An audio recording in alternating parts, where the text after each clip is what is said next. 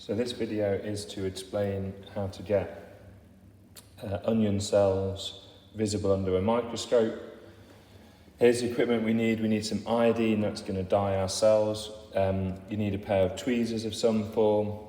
You need a small piece of onion, doesn't matter which type of onion you go for. A little mounted needle or some form of small needle to help you out with the onion in a moment. I'll show you what I mean.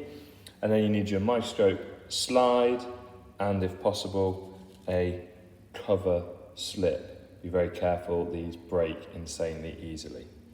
So the first step is to get, this is not visible under the microscope, so our first step is trying to separate out the bit we're going to look at.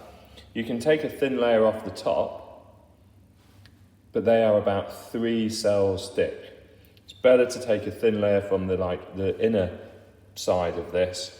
The way to do it, if you break it a little bit, you expose some of this and you can pull off the very edge with your tweezer.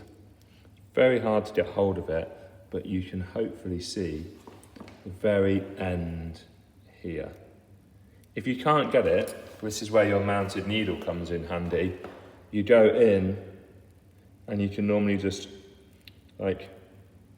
lift up a tiny bit that you can then get hold of with your tweezers. Don't just pull it really hard, it will rip and not work. You have to kind of gently lift it up. Get an angle so you can see it. Gently lift it up, and then you get a single layer of onion that we lay flat across the center of the microscope slide. Get it nice and flat. Then, if we look at that, it will be quite white and hard to see.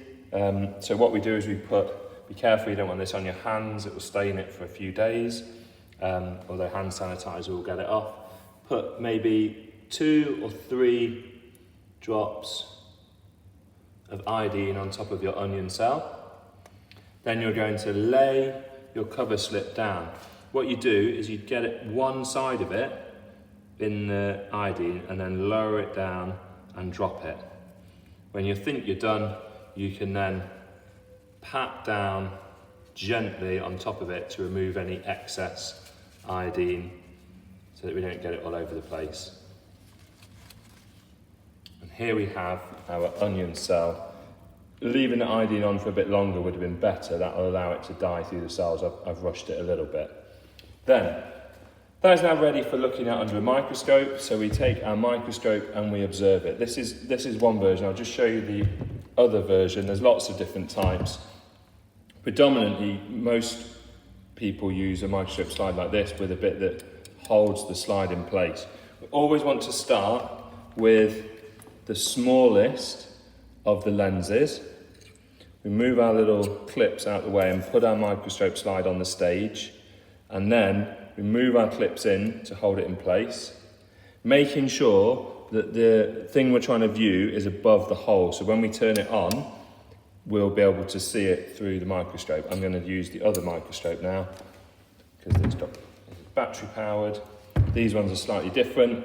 This, you pull a little handle, opens up the location for the slide to go.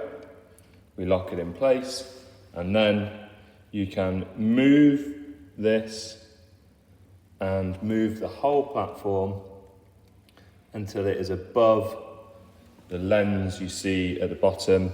Again, make sure we're on the smallest one. What you should do is bring up your microscope stage, looking at it from the side, all the way up. We want to make sure that the slide doesn't touch the lens and damage it or dirty it. Then, when you're looking through, make sure you've got a good amount of light coming through for this experiment. We can go pretty much as bright as the microscope will let you. Then when you're looking through, you twist the handles away from you at the top. That will move the stage down on pretty much every microscope. So we get it up as high as we can and we move it down until we are focused. And then there's normally 2 focusing knobs, the bigger one and the smaller one. The smaller one is for fine tuning when we're in the right place. Less relevant on the small lens. It's more relevant when we get the higher power ones on there. When you're in the right place, Don't adjust it. If you want to view it on a more powerful one, just rotate and it will pretty much be focused already.